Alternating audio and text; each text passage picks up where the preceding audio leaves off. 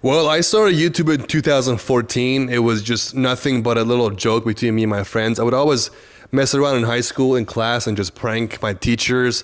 I was mostly known for my fart bombs in class. So if we had a test or those annoying pop-up quizzes, I would carry these little glass containers, and when you would break them, it would just smell like, can I cuss? Yeah, fuck like shit in the whole class, like actual poop. It was gross, and the teacher had no choice but to just cancel the class because they thought like it was a sewer leakage underneath the class. So you had like school employees coming in, like sniffing the walls. And guess what? I didn't have to take a pop-up quiz. So that turned into like, hey, Hooman, if you're gonna mess around with people in class, why don't you record it and put it on like Vine? That back in those days, Vine was a big deal. So I did it a couple of times, and next thing you know, I'm getting like DMs on Instagram saying, hey, I'm your fan. Can you make more videos? I'm like, you're a fan of who? What are you talking about? So I didn't realize like what this was slowly turning into. Next thing you know, I get on YouTube just because I heard YouTube could actually make money from ads and stuff. And 1,000 subscribers a week turned into 10,000 subscribers a week. And next thing you know, I'm at 1 million subscribers. The next thing you know, I'm at 2 million subscribers. Next thing you know, I'm at 3 million subscribers. I just had 3 million, so I can't say 4 just yet, but I'm close to 4 million soon. So was it a cool enough intro? Yeah, dude. Okay. Dude, that's dope. All right, so those of you guys that are watching, right? We got people of all walks of life. You got some dudes watching. They're like, dude, they're fresh out of school. They're just trying to figure this out. They're like, man, like school didn't really give me the skills I needed. I'm trying to figure out this whole life thing. How do I apply for a job? How do I get money? How do I hustle? You got some other cats on the spectrum. They're kind of in that middle ground. You know, they're transitioning. Maybe they're coming out of a 9-to-5. Maybe they're doing something that they kind of enjoy, but it's kind of exhausting. Maybe they're working for somebody else. Then we got some cats that are like proper entrepreneurs watching this. So one thing I found really, really cool about the shit that you do is since the time I've known you, I don't think you've had a single day where you don't do something that you like love doing. Like you seem like you wake up and you're kind of like, you decide what you're going to do. And then from there, you kind of drive the direction of your life and of your brand in the direction that you want it to go. Mm-hmm. You're not necessarily at the mercy of this dialogue of go in, work for somebody else, and build somebody else's empire. Mm-hmm. So can you talk a little bit about kind of the business side of, as you were doing these videos, you were pumping them out, what were some of the things that you saw in the content that helped you create better content? And then 2 was, what was that moment where you realized like, this is something I can actually do for a living? Like I don't have to do a 9-to-5. Okay. Let me ask you your last question first. I realized I could do this for a living when I started getting fat checks from Google. Google, thank you for the checks. But I mean, look, the moment I realized that I could turn this into an actual job, because right now or back in 2014, social media and being a social media influencer isn't looked at as a legit job. No kid says, mommy, when I want to grow up, I want to be a social media influencer, right? Because people still look at us like, okay, you guys are famous, but you don't really make money. Well, how do you make money? How does that work? No one really knows about it yet. There's no college that gives you a social media degree. So for me, it was always just for fun. I moved to the US 10 years ago. You know, so my first year here, I couldn't speak a word of English. I wore my shirt like this and like all the way up here. I was called, you know, a fob, which stands for fresh off the boat. So my first year, I got no attention, no girls, nothing. Yep. So, you know, you got this guy who's basically a loser, and then he gets a little bit of attention from the whole high school for having this viral Vine. I started to do a little more, again, just for fun. And once I realized I'm getting these emails from companies saying, hey, we appreciate your videos. You clearly have access to a lot of people. We have an iPhone case. Can I send you $5,000 to promote it in your next video? $5,000? Hell yeah, you could send me $5,000, send it over. Right. Then you got Google sending me checks. And the main reason I love this so much is because I'm all about growth. I hate the idea of being on the same being in the same place and not improving, right? So previously, before YouTube, I used to work jobs that I would just kill it at. Like I was working at like LA Fitness, and I was killing it. I was working so hard. The problem is when you work for somebody else, there's almost a cap on how much value you get back. Especially if you're working an hourly job like Chipotle. If you sell 1 billion sandwiches with the biggest smile on your face and make every one of those customers come back, guess what? You're still getting paid the same shit. You might get a high five from the manager or extra free Chipotle to take home with you, but that's it. But YouTube, if I had a viral video this month, then my next month's check would be fatter than last month. If I had 2 viral videos, it would be more. And every morning since the day one when I started my channel, I've been growing. I'm never going backwards. My subscribers are always growing more and more and more. And as they get more, as more views come in, then I make even more money. You know, so it's like, I've always hated jobs or anything that makes me feel like I'm stuck in the same place. I don't enjoy watching my friends just climb higher than me and just succeed and make more money while I'm sitting here at LA Fitness making the same money I was making 9 months ago, even though clearly my skill level has improved a lot. So that's what I like about social media. And it's basically, to summarize it, there's no cap on how much money you can make or how much you can grow. The harder you work, the more money you can make. So Dope. Okay, so let me chime in here. So what I think that you're doing that's really, really dope is you've reverse engineered human psychology as far as what gets people to pay attention, to click, to engage. And we'll chat about that in a minute, because you haven't just done that, but you also got a course that you're putting together. So, and we'll talk about that in a minute. But before we dive into this cool thing, because it's super, super sick, he's actually put together a course that allows you to like reverse engineer this process and really engage and understand YouTube and monetize YouTube. And I think that's something that kids all over the world need, because the more freedom we create, the more opportunities those kids are going to create for our kids, for our grandkids, and we're going to make a more beautiful, a more robust future for civilization. But can you talk a little bit about what were the patterns that you started seeing as you were creating this content?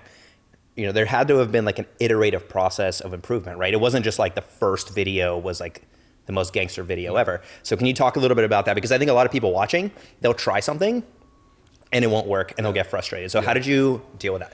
So I actually call that period the starvation period, because it basically means, I call it the starvation period or the underwater period. So imagine you're in the North Pole and there's 2 holes in the thick ice you're in, and your goal is to get to the other side, and the only way you can get there is underneath the water, because there's giant bears walking around it. So you have to dive under the water and swim your way to the other hole where it's just, it plays with beautiful girls and just, like, it's the life. You want to go there, right? Yep. So you have to swim underneath the water where it's cold as shit. There's no air. You might die. There's probably like, little whales and stuff in there. But if you do pass it, there is reward on the other side.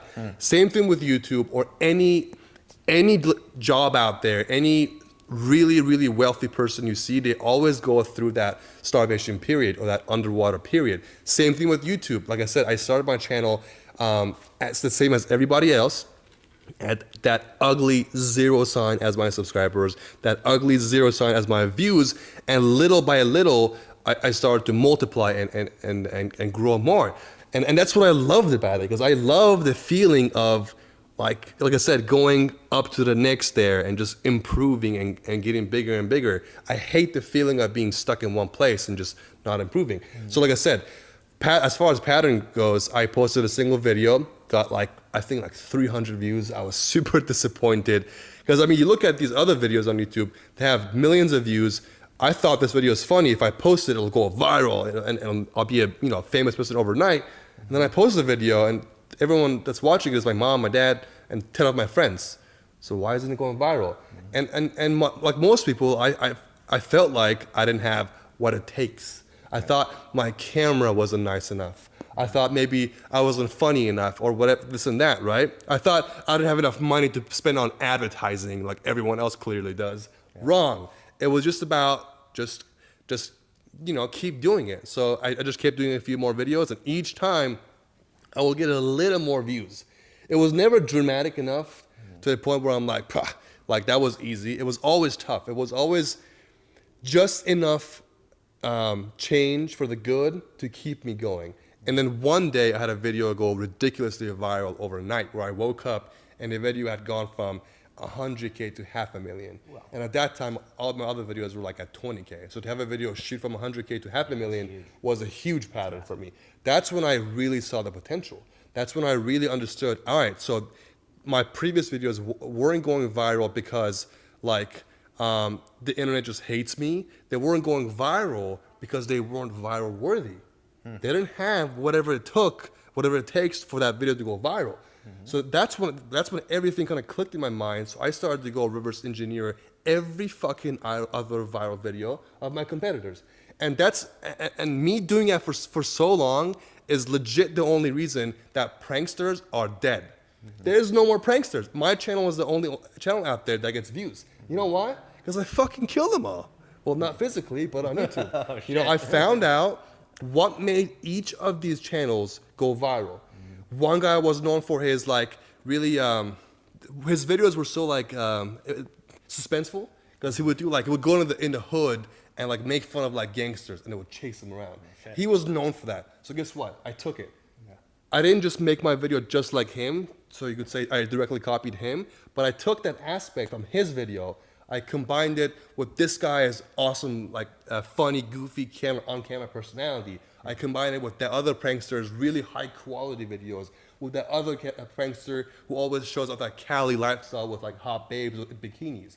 And I took all that and I combined it with my own style. So people no longer had a need to watch this guy for his suspenseful videos or this guy for his cool personality because they could watch mine and watch basically all of them at the same time. That's genius. You know, so I don't know where I'm going with this. I told you got to stop me because I'll just keep talking about awesome. like.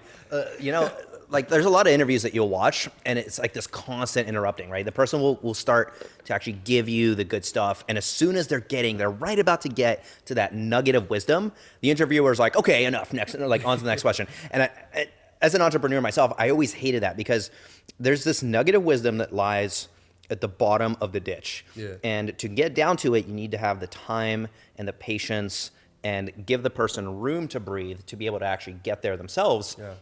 Because an interview process, at least from my vantage point, and I've always tried to make it this way, is it's not just a discovery for the viewer. It's not just a discovery for me. It should also be a discovery for you yourself, where ideally the questions would be things that allow you to go deeper into your own psychology and actually unearth some of those things that maybe you hadn't visited in a while, or maybe some of those things that you had always known were there, had always seen value in, but never really re-acknowledged. That way, when you go and you transmit that to the audience is able to feel that sense of authenticity and true like human nature in the branding, in the marketing, in the delivery, in the content that makes you so good at what you are, right? Because that's at the core. Everything else it's fluff. Like we could sit here and we could talk about SEO and optimizing YouTube and we'll kind of touch on that in a little bit. And I think that's important. It's very important to have the skills. It's for sure a part of it, yeah. Yeah, but it's the core central essence that drives those skills. It's like it's actually that ability to kind of nonstop that allow you to do all those iterations. So I think it's important for the audience to kind of understand that, where if you're watching this and you're a little bit weird, that's probably a good thing. Like I consider it a very good thing that you don't stop. So two things I wanted to touch on that I think are very, very important. One is this idea of reverse engineering the marketplace. A lot of people will have a product and they'll go, this is my product. This is my cucumber fork, or some weird fucking thing. And it's like, well, look, there's really no market for this. And they go, no, people will buy into my cucumber fork. And you're like, I don't know, man. Like, I'm not really buying into this cucumber. And they will hammer it over and over and over and over again. They'll come to people like me and they'll go, Mikhail, how do I scale this brand? How do I get more leads for my cucumber fork? I'm like, well, have you thought about the fact that maybe like people don't need a cucumber fork? What do the people in this marketplace need? What is your marketplace? And I think that's something you've done really well is you've taken and you've said, okay, here's the videos I'm creating. How do I take the authenticity in those videos, maintain the authenticity, but add on the other add-ons that are going to make those videos resonate with a bigger marketplace in a stronger fashion? So for those people watching, if you have a product or service or a brand that you're trying to build, start reverse engineering the psychology of the marketplace of what do they want to see, right? That's one great takeaway. The second takeaway, and I'd love for you to touch on this, is you mentioned your videos weren't viral worthy.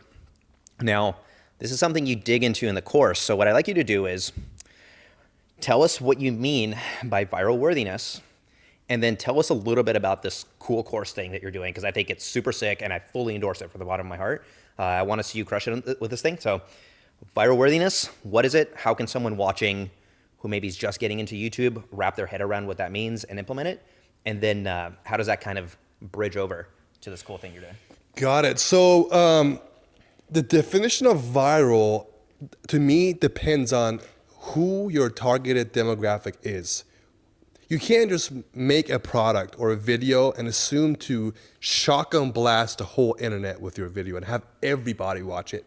You have to decide before you even make the video, all right, this video is made to go after mostly a male audience between the ages of 18 to 34. That's mine. Because pranks are watched by mostly guys between the ages of 18, maybe even 16, all the way to 34. Over that, below that, useless. They don't care. They don't watch it, right? So when I make a video, I need to know, what does the average guy between 18 to 34 want to see? Give me one example, quick. Boobs. Boobs, very correct. Second. Ass. Well, no, that's the sexual aspect. Okay, The sexual aspect is one. Lifestyle. Nice cars. Nice cars. Yep. Adventure experiences. Cool.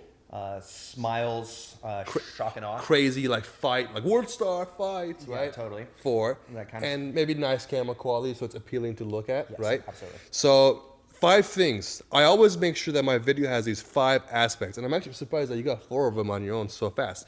But like Mikhail said, the average guy between 18 to 34 wants to see sexy things. There's nothing wrong with that. It's how the internet works. So when a guy sees a thumbnail with a sexy girl in a bikini, they don't even care what the video is about. They're gonna click it to see more of the girl. So guess what? I will make sure every prank I film has some sort of a sexual aspect to it, just enough so it's, you know, there and people look at it, but not to the point where it's like, all right, this is clearly a porno. It's overdone, right? So it's very subtle. So the sexual aspect. 2, you said the luxury lifestyle that they wish they could have, right? The nice cars, the mansion, the Cali vibe, the Cali lifestyle, right? 3rd one is very little violence. I mean, guys growing up between 18 and 34, they always love watching like fight videos. Anything Like Mortal Kombat. Like, anything like fight related always gets clicked around the internet, especially with a prank audience, like I said, between 18 to 34 and male. 4th one was nice camera quality. So people appreciate, people like watching shows, right? People come home from work, they have a couple hours to spend on their free time before they go to bed and go to work next morning again. So they appreciate watching things that are very well done. No one wants to watch a low quality video for more than like 2 minutes. It's very hard. What did you say? Let me reverse. What happened? I can't really see what's going on.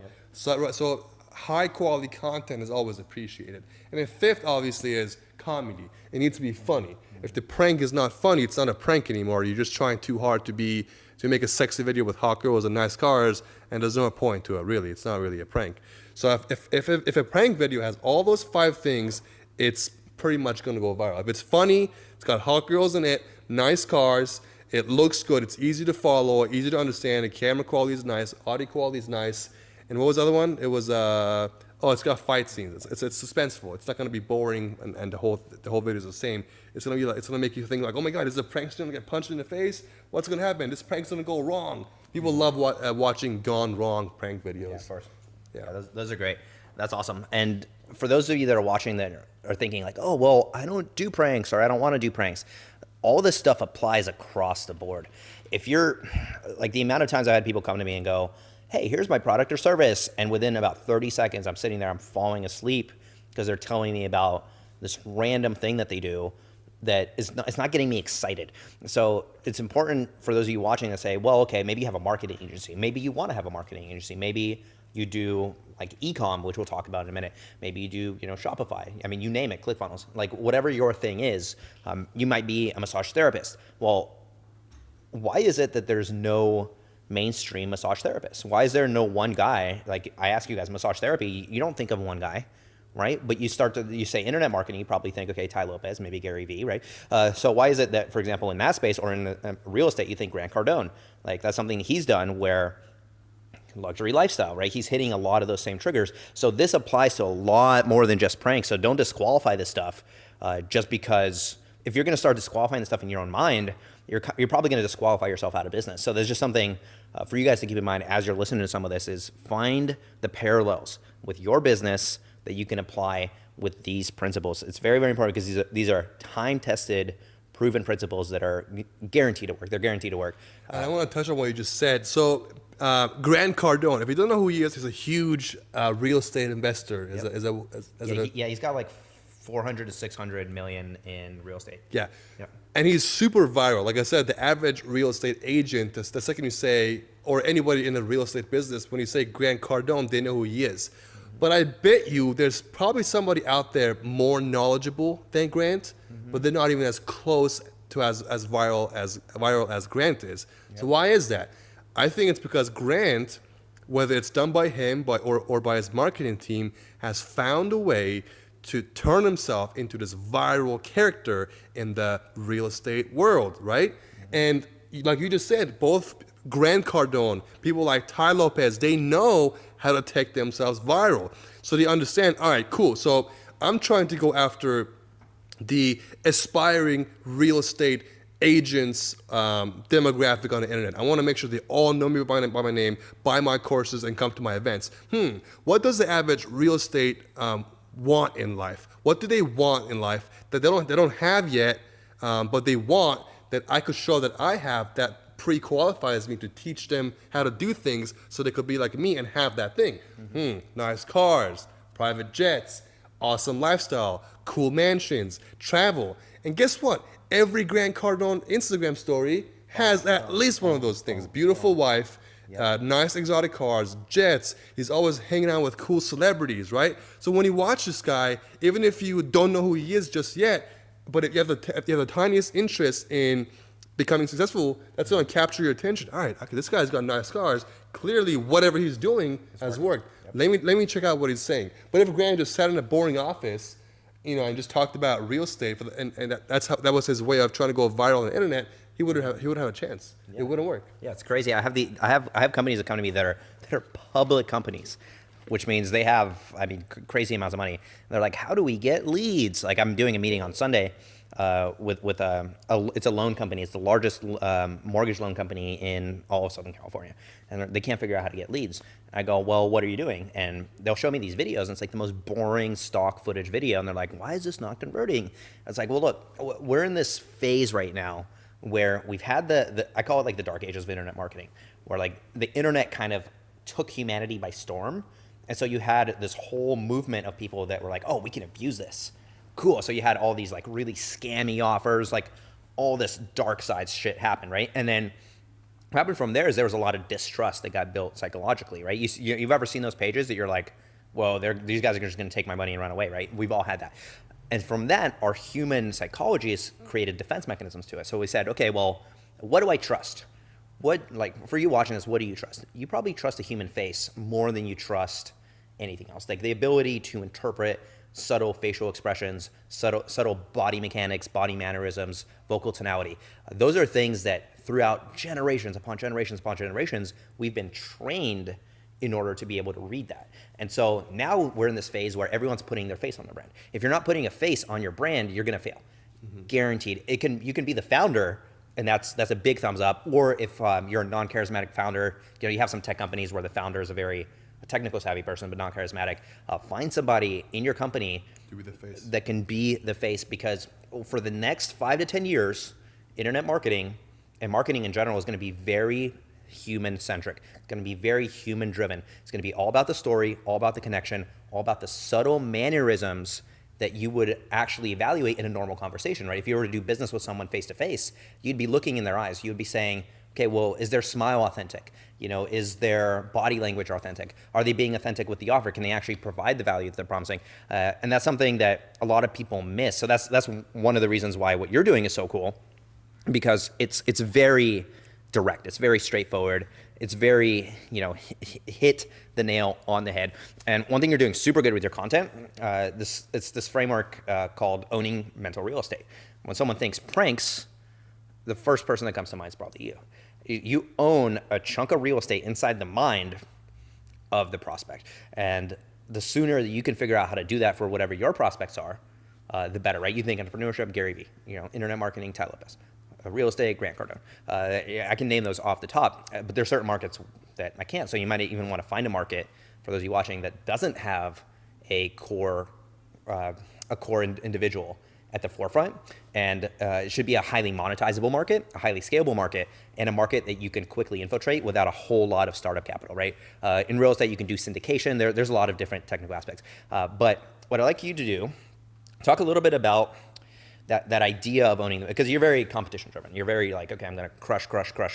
So can you talk a little bit about how you develop that, and then talk about this YouTube course thing that you're doing? Because I think for the people that are watching, so they would be excited to do it. And once you launch it, I'm going to push people to make sure that they get it, because I think it's important.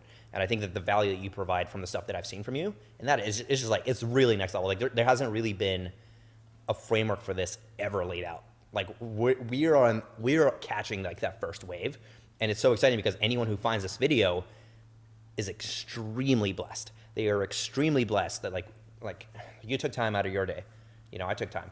We're sitting here because we want to give you guys tools that then you can use for the rest of your life. Like 20 years from now, you'll be looking back at this and going, whoa, I took away boom, boom, boom, boom, boom from this, and I'm still using that tool, because these are very, very high quality tools. So can you talk a little bit about I'll put my Venmo and PayPal below, just for when that happens. No, for sure, dude. And we're for sure going to add a link to this thing. So can you talk a little bit about this thing that you're doing and The course? Yeah, sure, that'd be tight. Yeah, so I mean, when I started YouTube, like I said, I knew nothing about the world of YouTube and how monetizable having a social media following was. I mean, at the time, we had viral influencers. I had friends, I had YouTubers I was watching that are my friends now, that had millions of views, but no one really knew that they were making money, right? Mm-hmm. Just this past few years, I think Forbes posted an article about top 3 YouTubers and how much money, an estimate they were making. Mm-hmm. So internet back in those days was never looking at social media like a reliable job. So therefore, there was no course out there. There still right now is no college degree called being a social media influencer or social media influence something, right? Right? You know, back in 2014 when I started my channel and I first tasted a tiny bit of success from having a few videos get, you know, a couple thousand views, I knew that if I kept doing this for a few more years, slowly my 2,000 viewed video would turn into 100,000, 500,000, a million, just because I already saw a pattern. I saw 0 views go to 1,000 views per video. Then my next week's video would get 2,000 views and slowly was going up. So it was worth it for me to want to invest into this, right? So I started looking online for some sort of a college degree that would help you learn to be a successful social media influencer. There was none. I said, you know what? These 5-10 million subscriber YouTubers probably have a course out there, right? No, there was no course either. Okay, there's gotta be a book. So I go to the bookstore, look for social media marketing or social media growth. Nothing. The ones that were out there were made by some 50-year-old dude who knows nothing about social media. The guy, this is legit. Yeah. I've read books on social media growth. I looked up the author. The last one was some Texas cowboy. This guy's 50 years old and he has 16K Twitter followers. How are you going to teach me how to do social media and grow on it when you yourself have 16,000 Twitter followers and he doesn't even have a Facebook? I couldn't even find him on Facebook. So there was no reliable source of information for somebody like me who was interested in kind of fast forwarding that time frame of mastering social media. So you know what? I said I have 2 choices. One, just give up, because I wasn't really interested in making videos that were getting 2,000 or 3,000 views and slowly go up, because I was like 21 years old. My friends were finishing college and getting married, right? Or I could just keep going and deal with all the shitty views on a video, and 5,000 would turn into 10,000 hopefully, and then 20,000, and maybe one day I'll get 1 million views on a video, right? That's what I did. I did that for 4 years, and little by little I will learn new tricks. I would learn new formulas and strategies that helped me make my videos go viral. So literally 2014, I think at the end of my first year on YouTube, my biggest video was like at 700K. My biggest video. 4 years later of just still learning from trial and error, my biggest video now is close to 80 million views just on my channel on YouTube. So sick. That same video on Facebook has, I think, another like 150 million on some page. So it's like all my videos combined on social media have over 3 billion views, which is terrifying, because in 2014, I was tripping about having 10K views. And you know what, Mikhail? If there was a course in 2014 that I could have bought and learned all this 4 years worth of information in a week, by going over the course, I would be sitting right now having videos at 200 million views. Why? Just because I wouldn't need to go out there and spend 4 years of making dumb mistakes to know what I know now. So keep knowing that while I was learning all this, I promised myself that, you know what, when I do achieve my own dreams of having 1 million plus subscribers, when I do feel like I've mastered the line of work I'm in, I want to create something, a big ball of information, and give it to these people that are desperate for it. These people that they don't want to work a shitty job, work for an asshole of a boss, go balls deep into some college loan, just to work an average job for the next 30 years. I want to find those people that do see this dream world of being a social media influencer and creating content that you love, that you can put out there on the internet and have other people watch it. Right? So, and that's what I'm doing now. I'm creating a course that's almost done, and it's basically got the vision I had in my mind when I was filming was I was trying to imagine a vacuum that was sucking all this info out of my brain, and it was just placing it into this course. Right? So I don't want my students to go through my course and be left out with an unanswered question. So I'm literally, I have things that are not even related to YouTube, but that might have the tiniest effect on teaching someone who's an aspiring YouTuber to do YouTube better. So I don't want my students to have any leftover questions, which is why this course has taken me how long? Like over a year to make. But it's dope though. It is dope. So I want to make sure like that these people that want to do this have a place to go to, have a reliable course that's made by someone who's already done it. I don't know too many people that have videos with 70 million plus views. I do have that, and it wasn't done by magic. I did a series of strategies and formulas on that specific video to make it go from 0 views to over 70, almost 80 million views. I mean, that's fucking dope. Yeah, that's super fucking sick, dude. And it's interesting because this is why we do this shit. By the way, Tai Lopez has a video that's really viral and people always talk about it, but I think he only has like 60 million views. Oh shit. So Tai, if you're watching this, bro, I got 20 million on you. Oh shit. That's a call out. That's a shout out. Oh shit. That's my boy Tai. That's the shit. That's the shit. Oh shit. It's going to be sick, dude. So okay, we're going to include a link for his course down below. You guys have to get it. Tell us a little bit about like the specifics of what they can expect to find in there so that they can kind of wrap their head around. Because you dropped a lot of very high level stuff, but can you talk about like some of the stuff that you actually go through? Yeah, I think one thing you mentioned earlier that we haven't touched on is SEO, which is by far, oh my God, SEO is the most powerful magic book that I've ever came across ever in my life. If you don't know what SEO means, SEO basically stands for search engine optimization. And what it basically is what you do when you post a picture of your dog on Instagram and then put #dog, #cute, #puppy. Why do you do that? You do it because Instagram's brain, Instagram's algorithm, Instagram as a platform can't just look at the picture and be like, oh, that's a dog picture. I'm going to promote it on the Explore page to dog lovers. It doesn't know what the picture is. Same thing with Google. When you have a website, Google doesn't know what the heck your website is about or what you're promoting. You give Google a certain amount of data through words called keywords, and Google uses that to decide, all right, based on all these keywords that this guy has put on his website, I can tell that this is a real estate website. So you know what? I'm going to give this guy 100,000 people on a 10-mile radius to his business. I'm gonna send them to this website because I have a feeling these people that look up real estate related keywords would appreciate this website. So SEO is by far the biggest one, and I can easily say that no one on YouTube that I've seen so far, and I know all the biggest YouTubers, even comes close to my knowledge on SEO. And that's because I've blown stupid amounts of money on these guys called so-called SEO experts that literally charge businesses 20 grand a month to rank their website on the first page, which is a genius job because it works, right? And to summarize again what SEO is, it's basically the language you speak with the platform you're on. Now, SEO on YouTube is similar, but it's different than the SEO you would use on your website on Google. It's different than the SEO on Facebook. And why is that? Can you answer that question? Why do all these different platforms not make all their social media SEO, their algorithm, very similar to each other? Yes, there's a few reasons for this. One, for me, from my vantage point, it comes down to user behavior, because people use platforms for different reasons, right? You go on Facebook. Why do you go on Facebook? You'll go on Facebook because you have friends on Facebook. You maybe want to see some content from people that you know.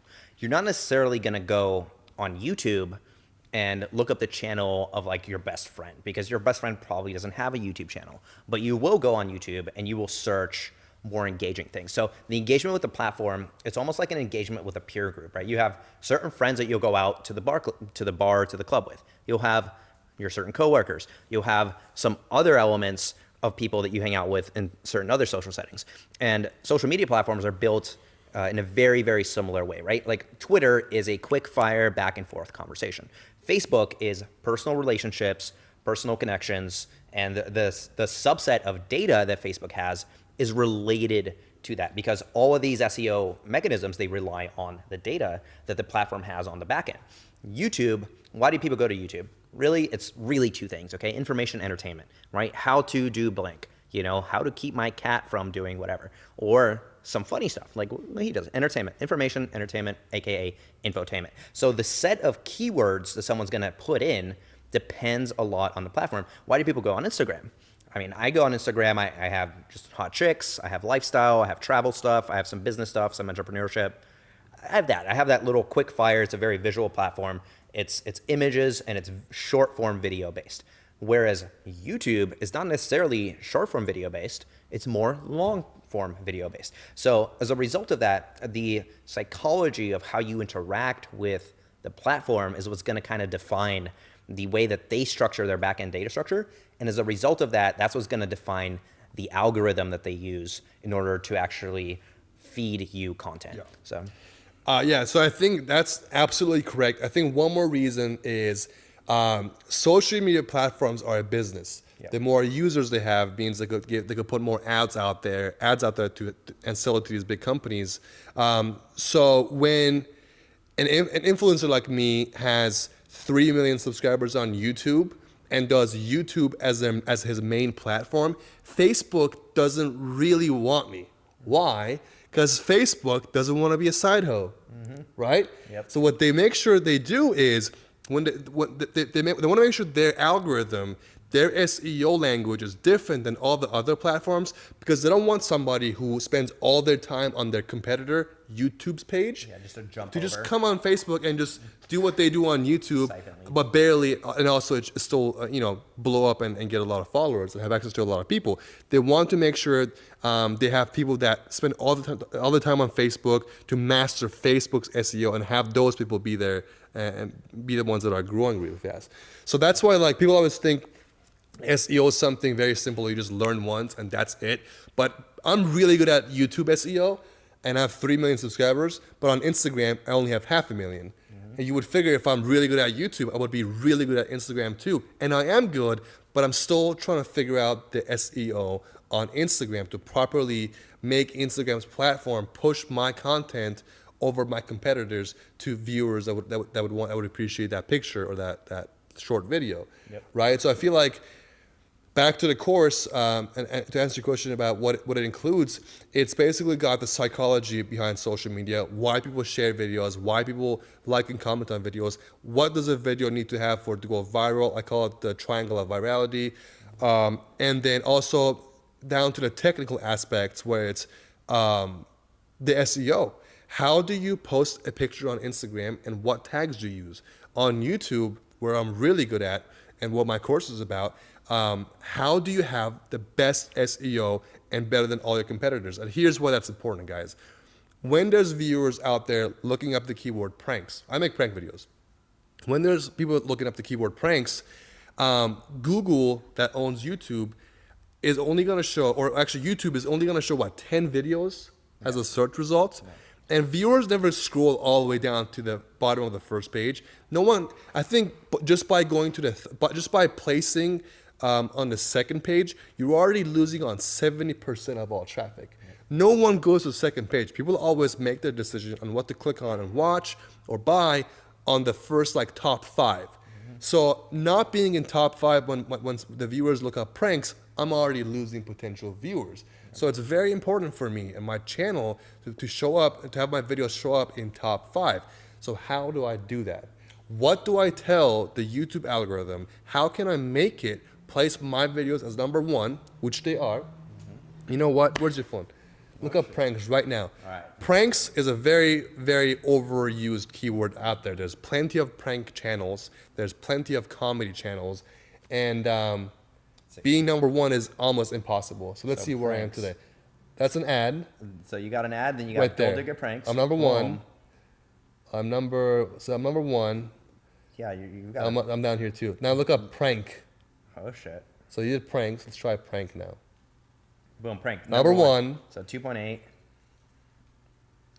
Number whatever that is. Yep.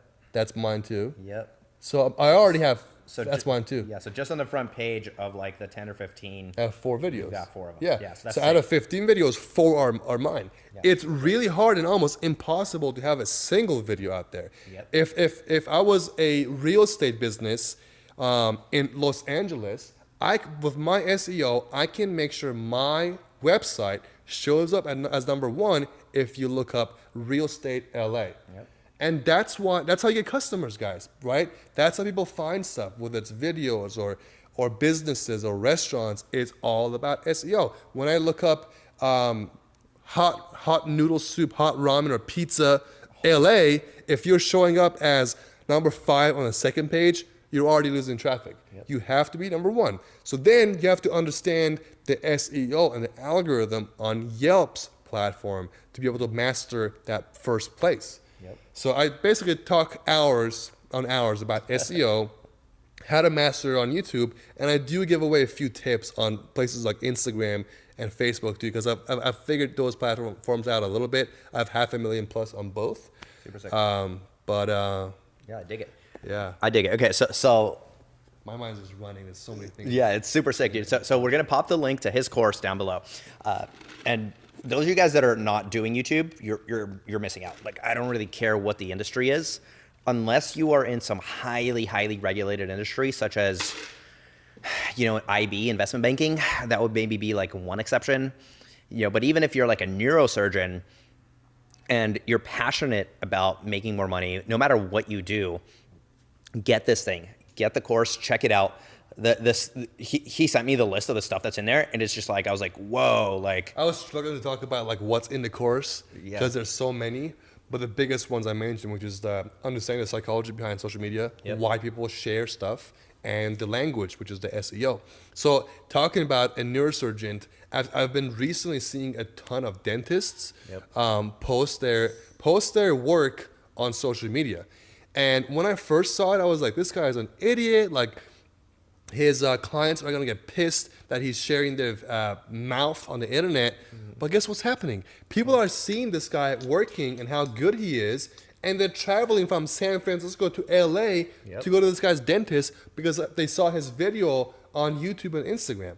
You would never think that would happen. I've seen people. What's that business where that doctor that pulls like pimples out of your skin? Oh yeah, it's like an esthetician. That they pop stuff. Yeah. Have you seen those videos go viral? So crazy, right? Yeah, I saw some guy I saw a doctor. It was a doctor's office. It was like a the legit blackhead doctor. removal shit too? Yeah, and they remove blackheads, and it does it like in slow motion, Yeah, it's like and with a zoomed in camera. Yeah. And you would think that would just flop and make his like business just destroy it. But people are finding this guy's business from like I said, San Francisco, and they come to LA to go to his office because they saw that video. They saw how the video, like the patient had good results. It was professional. It was a nice environment. The doctor was friendly. He was funny. So they came down here to see him. Just by that recording that video of what he was doing anyway and putting it out there on his social media platform of YouTube and Instagram, and he did pretty good SEO to clearly have that video go viral. He's landing clients from places he would have never gotten.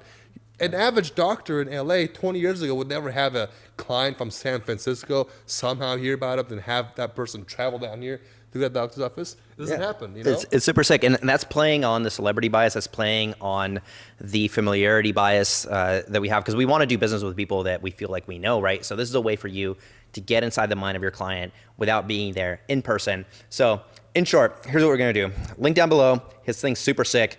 We're going to do a mastermind series video after this for the other course that I have. And that one's going to be, we're going to dig deeper into SEO. We're going to dig deeper into understanding the psychology of the audience, because I think there's a lot of things that go on in the human mind that the average person isn't aware of. And if you haven't already, click this thing, and then how can they find out more about you, your IG, your YouTube? I mean, fire away. Well, I mean, if there's someone watching this video, that was a pretty long video. If someone's watching all the way till the end, it means they're very serious about this. I mean, like I said, people always go home and look up things like how to do YouTube, and they watch Mikhail's channel. They'll watch it for 5 minutes to feel like they did something productive. But people that are watching all the way to the end, those are the people that I want to talk to. So if that's you, if you're very serious about this, just send me a DM on Instagram, introduce yourself, say this is what my name is, and I saw you on Mikhail's video, and this is my goal on YouTube. And lastly, another important thing in my video, in my course, is monetization. Okay, so you went viral on your video. How do you monetize it? When I say the word YouTube and monetization, people always think, okay, YouTubers make money from ads. That's it. But in reality, the least amount of money I've ever made on YouTube has come from ads. Ad money is great, don't get me wrong, okay? But the biggest money comes from sponsorships, having your own products. I have my own merch I just released. It's called Savage.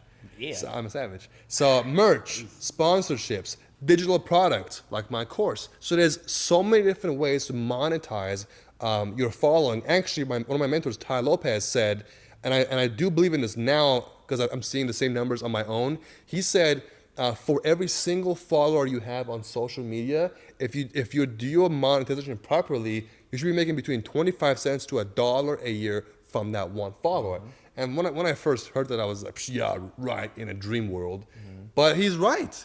25 cents on every follower means if you have a million people that watch you for a whole year, you should be making a $250,000 from those people. Minimum. And that's right. And people are making that much money if they're monetizing their platform and their audience. So I have a whole section of like 7 different videos of 7 different ways you can monetize your social media following. You don't need to have 1 million followers on your Instagram or YouTube to make money. You can make money from having 50 people. In fact, what was that book that said have 1,000 true fans? It's an article. It's 1,000 True Fans, and it's a short article. My buddies from Jumpcut, Jesse and Kong, who we know, kind of built their whole business around this idea of, if you have 1,000 people that are ride or die, okay, these are ride or die motherfuckers that will go to the end of the earth for you and your brand.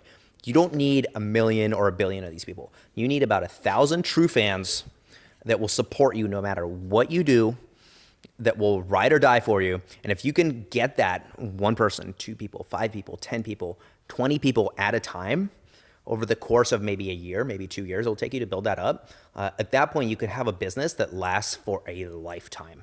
And it's a great article. Maybe add a link to the article below just for reference. There's been a lot of Silicon Valley entrepreneurs that have built their entire businesses on top of this model of having 1,000 really true fans. And that's something you do well, is you're very consistent, right? There's a certain sense of consistency where as you get hit, boom, boom, boom, boom. The content is about the same, but it's different. It's about the same and it's different. It triggers the dopamine in your brain a very specific way. You start to actually become kind of dependent on that. Just like people that go and they have a coffee every morning, right? So your content ends up being their little morning coffee. So every time you release it, they feel like they're actually getting those positive emotions, positive endorphins. And you talk about that in the course too, I do. Which I think is super sick. I call it being a reliable source of whatever you're offering. Yep. So if you're a funny channel making people laugh, people are going to rely on you. When someone watches your funny video and they laugh, they're going to like you and they want to rely on you as their source of comedy content. So guess what?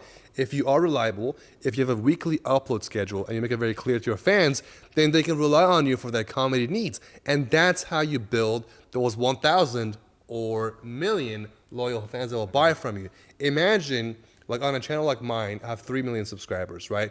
And I do have that reliable upload schedule. So I do have these people that watch me. Not all 3 million are obsessed with me and love me, but there's probably like 50 to 100,000 of them that rely on me truly as a source of comedy content in their everyday life. And these people buy my merch, you know, because when I say, guys, I have my merch, if you want to support my channel, you could buy it. They think, in the past 5 months, every time I've came home and I've wanted to laugh, Hooman has made me laugh. Yeah. He's been a reliable source of funny content. So, okay, I'll buy his merch. If Hooman was a neurosurgeon that had a YouTube channel that gave away tips, that showed videos on a weekly basis on a show format, like a reliable source of that kind of content, that genre, then guess what? That doctor will have 1,000 true fans because he's reliable. He's there for them for that content. Yeah, 'cause you're an authority figure, and to kind of put a cap on some of this, a lot of you guys watching, take advantage of this paradigm we're in. Humans are fickle, okay? Human attention spans are very, very fickle, where if you look at the average person, what do they do all day? They kind of go to work, and then they kind of go on their Instagram, and they kind of like a couple photos, they post a couple comments. They don't really create anything. Okay, why do I bring the best of the best of the best on this channel? Is because these are creators that have transitioned from this paradigm of the consumer, and they've said, okay, that paradigm of the consumer, I kind of got that figured out. I have all the shit that I need or want. And now I'm going to transition to this much more challenging paradigm of actually creating something that's going to last and make an impact and be delivered into your mind, as we're doing here, delivering into your mind to actually create an impact on the other side. So take advantage of the fact that the average person is lazy and has no attention span and can't focus. Right now, you're in a very, very powerful position with the type of content that we bring you here, with the headspace that you should be in. If you've gotten this far through this video, you have the advantage of everybody else. All those people that clicked off, guess what? You have won. But what you got to do now, you got to take that victory, you got to play it to your future strengths, you got to take the risk, you got to push through the resistance, and you got to take massive, massive action. We're going to dive into the mastermind thing, dude. Thank you so much, man, for being on. You're always a blast to have on. I'm going to add all your socials, all your stuff, link to the product, get his product. I swear to God, if you guys don't get his product, I'm going to hunt you down. I'm going to spank you with a giant ping pong paddle. I'm just going to spank you. You might like it, but that's not what this is about. Till next time.